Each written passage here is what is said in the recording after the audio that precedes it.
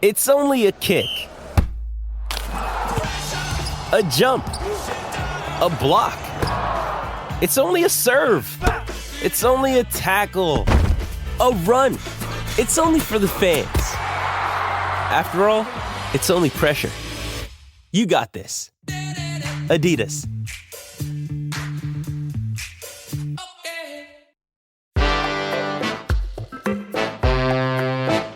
Today on CityCast Madison.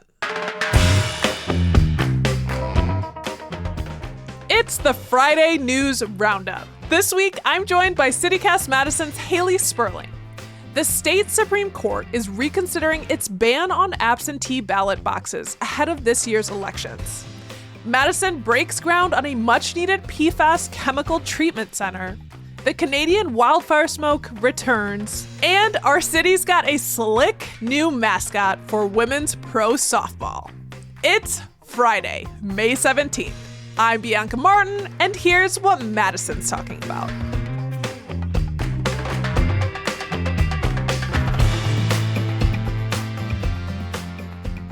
Welcome to the Friday News Roundup.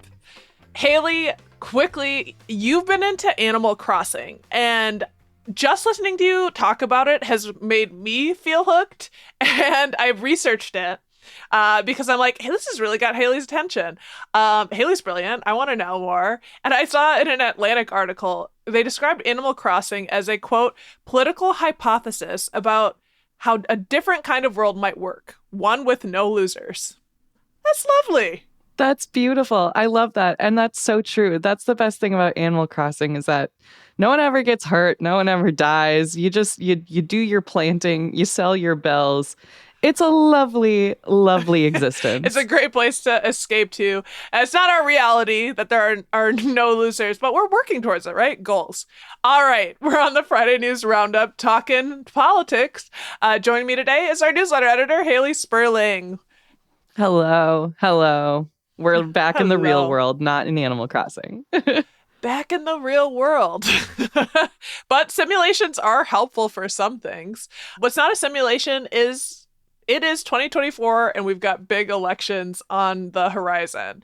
And the ballot box issue is back. Back again. This week, the Wisconsin Supreme Court heard oral arguments on overturning our state's ballot box ban. This is the ban from 2 years ago that the then slight majority conservative court ruled into place. And now it's poised possibly to be lifted in that same court. So the argument filed last month is that the prior 2022 decision was improper about the ballot boxes. So it's a big moment. It's not a surprising moment. There's a new ideological leaning on the court. Liberals now take up 4 of the 7 seats. We're in this major election year in a battleground state where every vote counts. But yeah, there is a fight, a tango about that decision and whether or not it was reasonable. And it was originally put in place. This is the Teagan versus Wisconsin Election Commission lawsuit, where the court found that because absentee ballot drop boxes aren't not specifically mentioned in state law, that they couldn't be legally implemented. And the second sentiment I gathered around the issue with them was allowing them to just be placed anywhere was almost like it was willy-nilly. I saw a quote from Rebecca Bradley saying that these boxes give free rein to municipal clerks to conduct elections however they see fit. The current law says that absentee voting must be carefully regulated to prevent the potential for fraud or abuse. And as we know, this is kind of where all the attention and energy came to the ballot boxes was around the 2020 election with Donald Trump and the false accusations that there was rampant election fraud, including at the ballot boxes. But we know there's no evidence that there was major fraud, and I think that is going to fall into this case. It's an interesting moment because really if the ballot box ban is overturned, it's going to have major ramifications for the 24 election because it makes voting more accessible. So it's a really big moment thinking about our upcoming August 13th primary and the November 5th presidential election. Yeah, that could be huge. I mean, I'm kind of stuck on the point that you mentioned, like in the initial lawsuit where they argued that because drop boxes were not specifically mentioned in state law, that they couldn't be implemented. I'm like, okay, so anything that's not specifically mentioned in state law, like we can't do it. Like, where's the room for innovation? Like, laws are meant to be guidelines, right? We follow them. We follow them as rules because we know that they're important, but also like there has to be room for growth here. I mean, municipal clerks are like literally working their hardest and just trying to get people to vote respectfully. Like, it is so hard to get folks to get out to vote. And I say making voting more accessible, making it easier for people. There's nothing wrong with that. I mean, democracy is for everyone, right? Isn't that how it's supposed to be? Yeah, it puts a lot of pressure on an already pressurized system. And it also, it does shock me. It's like, these are the people who were hired to handle the elections. So the idea of, that they, you're giving them free reign to conduct the elections, that's their job. Right. So, that kind of also feels a little bit iffy. Let the people work. Let them cook. Let the people work. Let the people work. And I think another thing that's coming up, this is from one of the liberal justices on the court saying that the language was vague in the 2022 ruling, and that it opens the state elections up to tons of lawsuits. So this is something, it's another situation that we're looking at that's showing the vulnerability of our systems. And theoretically, it'd be great if everyone came together. If everyone came together to help bolster our election processes rather than add confusion, that would be great. Just as somebody who already has to double check, what am I doing when I'm putting this in? Like, I now our ballot boxes here in Madison are just like works of art. Yes. I mean, they're like they're like protest art at this point, right? Which is kind of metal, kind of cool, but also like it's a bummer seeing them out there and seeing that like, okay, we spent time and effort and money putting these things out here, and now there's just signs posted on them saying like, do not use this. This is locked. This is not allowed right now. Meanwhile, underneath those posted signs are, quotes saying that the truth will prevail, and freedom and justice and liberation. And it's just, it's a whole big mess of irony, isn't it? Right. And, I think we should know that boxes, they've been around since before this 2020 election and COVID-19. And what happened during COVID-19 is they ballooned in numbers. They started popping up in more places because municipalities considered them a safe and accessible way for folks to vote absentee and not spread the virus. And, so safe is smart.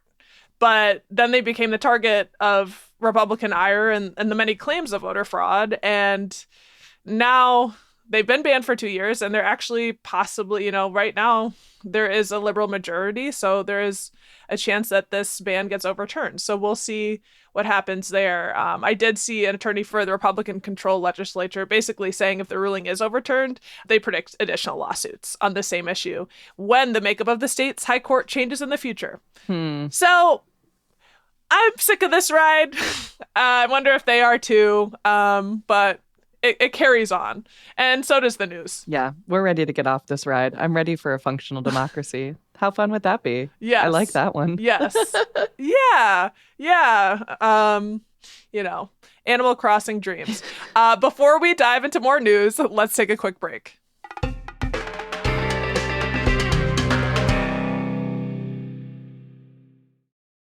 This episode is supported by FX's Clipped, the scandalous story of the 2014 Clippers owner's racist remarks captured on tape and heard around the world. The series charts the tape's impact on a dysfunctional basketball organization striving to win against their reputation as the most cursed team in the league. Starring Lawrence Fishburne, Jackie Weaver, Cleopatra Coleman, and Ed O'Neill. FX's Clipped, streaming June 4th, only on Hulu. And now we're back, thinking about taking toxicity out of our systems. Hayley, some ground has been broken. Yes, quite literally. So earlier this week, the city broke ground on a PFAS treatment facility for the troubled Well 15, which is a drinking water well on Madison's east side. And so for anyone who doesn't know, Well 15 has been shut down since 2019 due to its high levels of PFAS contamination. But breaking that down a step further, what are PFAS? So I'm not going to spell out the whole word and butcher all of the names on air. So we're just going to say PFAS. They're a group of more than 1,000 man-made chemicals that can appear in just like a lot of regular everyday household items. So like nonstick cookware, plastic packaging, waterproof clothing. They're also widely used in firefighting foams, which is one way in which they can seep into the ground and get into our waterways. So next time you pick up that nonstick pan, think about all the tiny little PFAS particles that may or may not be Those in there. Patagonia fleeces. That's what got me. I'm like, oh no, it's little microplastics. There are microplastics everywhere. You know where there aren't microplastics? Animal Crossing, but beyond the point. The thing about PFAS is that they're also commonly known as forever chemicals because they don't break down naturally, like in nature. So once they're in your body, once they're in our water, once they're in the soil, like they're there to stay and it's hard to clean up. And studies have shown that exposure to these chemicals can cause an array of adverse health effects, ranging from cancer to birth defects and beyond. So it's some pretty serious stuff. The EPA federally recently set some new standards for PFAS exposure. And according to the city, Well 15 is the only well in Madison that does not currently meet the new EPA set standards. So PFAS, again, they were first discovered in the well in 2017. Well was shut down in 2019. And now, 2024, the city has broken ground on a treatment facility that will clean the well of its PFAS, which is exciting. The city expects the new treatment center to be up and running by next summer. So that'll be 2025. The whole thing costs just under $6 million, and roughly half of the project is grant funded. We love that. Yay, free money, especially from the feds. And the rest of it is being paid for with a loan. So in terms of like where the rest of Madison's water stands, according to the most recent annual water report from the Madison Water Utility, just came out earlier this year, as of 2023, PFAS were detected in 10 of Madison's wells, but they all meet the standards set by the state and feds. So that's to say there's PFAS still present, but they don't necessarily need to be as actively mitigated as Well 15 does because that it had such high levels of concentration of PFAS. I saw other environmental organizations or just another push to basically revisit the EPA's new standards in terms of what they have decided is safe. Yeah. So like if Well 15 is not safe for the EPA, it means like people are urging Yes. the entire system to be like, actually it's that says something. You know? That's the thing. Like with those EPA standards, there's like been a lot of controversy about it. I was like, are they strict enough? Does this actually like are the levels that the EPA is saying is quote unquote okay? Is it actually okay? That's what these environmental groups are trying to argue. And right now, again, the EPA set their standards. And again, Madison wells, for the most part, are compliant with them. And Madison wells, they get tested twice annually for up to 30 types of PFAS, which is pretty neat. But also there are like I said, like more than 1,000 different kind of PFAS. So I guess like maybe testing is probably like expensive and hard to come by. And maybe some of these are a little bit not as relevant in terms of like need for testing. But still, I read those numbers and I was like, testing, good. And I was like, 30 out of more than 1,000. I don't know. But someone's keeping track. I wonder if it's like when you go in for a strep throat test maybe I shouldn't take it here, but just I remember being like, wait, there's like a billion other ones that you're not testing for. You're only testing for these top ones because they're the most relevant. Yeah, you know? and I think that's kind of what it is, right? Like I'm sure there are PFAS that are like coming from specific kinds of factories and whatnot that like we don't have in Madison. So there's no need to test for them, which is totally fine. So like I'm not dunking on the city for that. It just kind of made me think. You can dunk. Yeah. I mean, we're not afraid to, but it made me think, that this is a big issue. Again, like these things are everywhere. Microplastics are everywhere, again, except for Animal Crossing. But we don't live on the Animal Crossing islands. We live on the isthmus, and there is PFAS on the isthmus. So yeah, hopefully the well will get back into fighting shape soon enough. Like we said, the city expects the new facility. So like it's going to be like a treatment facility. So water will be pumped from the well and then go through the treatment facility, hopefully get treated for all these PFAS and whatnot. And then we'll be able to actually use this well again, which is awesome. So yeah, it's a big project. And it's something that I know the city is very excited about. Madison is not necessarily, I mean, they're kind of ahead of the curve when it comes to, treating our waterways for PFAS. It's something I think that like our community is constantly talking about, especially too when it comes to runoff from the Truax airfield. That's where a lot of this has supposedly come from, is firefighting foam that has been used out there to put out fires. But right. Yeah, it's hopefully one big step in the right direction. There's a lot of talk about PFAS funding happening at the state level or not happening at the state level, depending on how you look at it. But it's awesome to see some real local solutions happening. So, this whole thing was approved back in 2023. And so things have been working pretty quickly. Like I said, opens up in 2025. It makes me happy to see Madison standing on business. Yes. Because as you said, the state cannot, they are fighting. That's one of the big things that are happening this week. We won't dive into it because we don't have time, but I saw the Democratic minority leader saying, quote, "We've done nothing on PFAS." So they are fighting, and both sides of the legislature, they're arguing that the other people are being obstructive. So it's nice to see action being taken here and breaking ground. We'd love to see it. Let's keep standing on business. We love it. And speaking of, environmental stories, we got a big one, from the ground to the air. Take us there, Bianca. Yeah. Yeah. Unfortunately, at least speaking for myself, I feared this, and we've been wondering about how it might come back this year. It is wildfire season. Somehow already, it's May. Smoke from the Canadian wildfires have already made its way to the upper Midwest and Montana for the second year in a row. We have health warnings that are being issued, and the Wisconsin Department of Natural Resources issued advisories for multiple counties across the state, a lot in the northern 2/3 on Sunday, warning about the air quality, that it could be bad for sensitive people, which means, folks with heart or lung disease, older adults and children. And on Monday, they gave that same warning out to a bunch of counties, including our own, Dane County. So, what does this mean as a reminder for those who are in the sensitive group? You really should avoid exerting yourself or avoid intensive exercise, especially, outside. I've been thinking, do I need to get another air filter? This has been on my mind. I've got a couple. Maybe that's excessive, but they're kind of small units.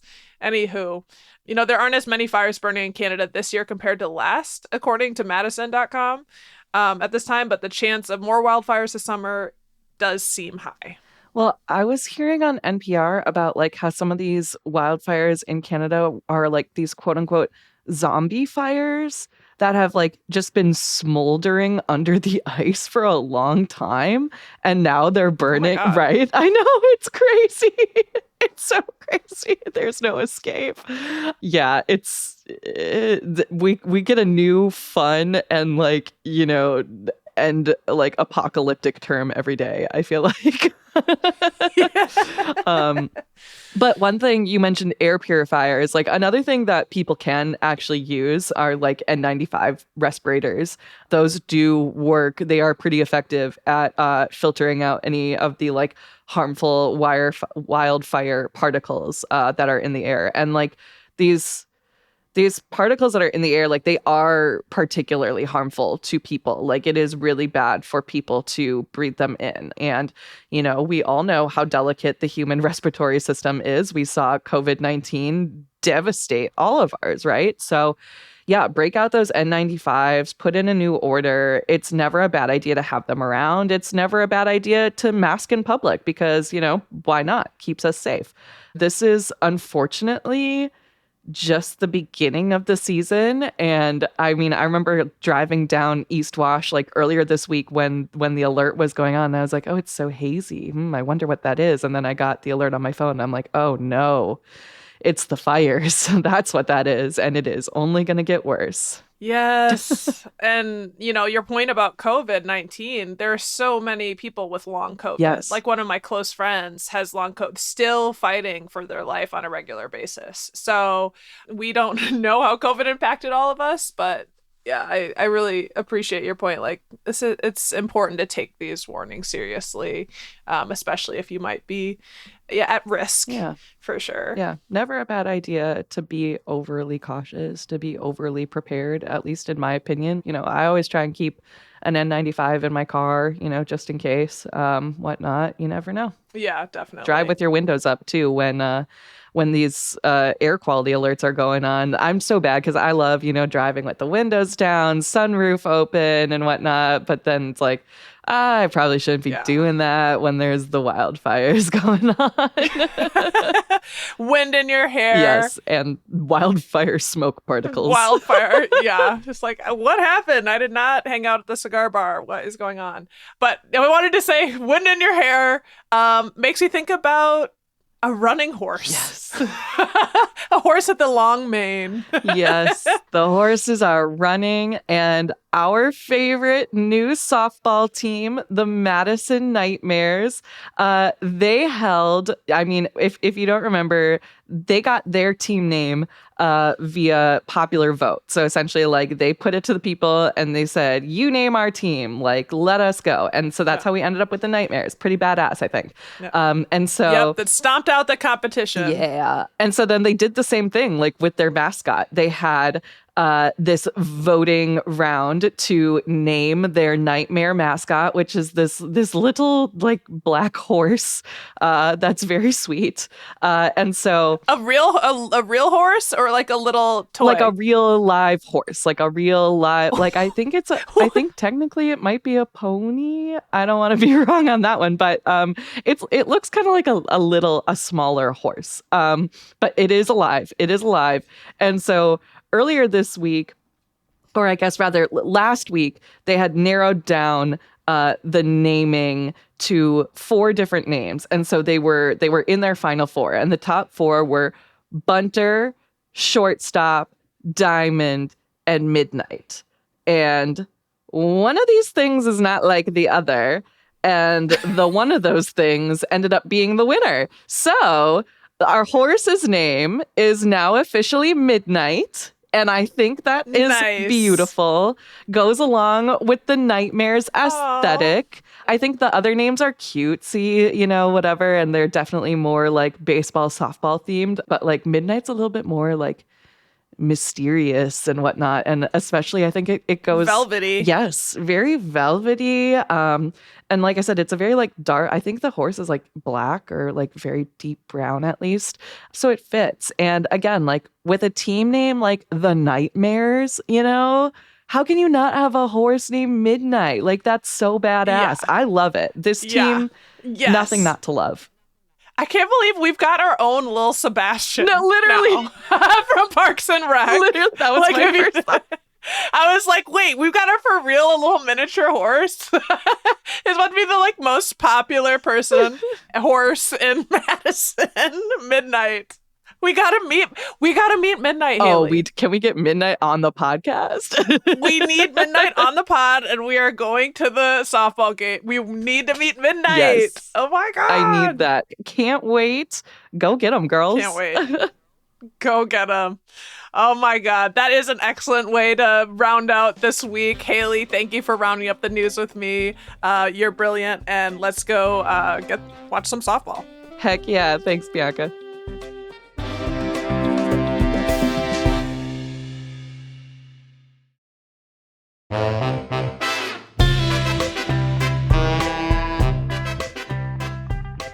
That's all for today here on CityCast Madison. I'm Bianca Martin, your host. We're produced by Phil Circus, Elizabeth Kama, and Anthony Luciani.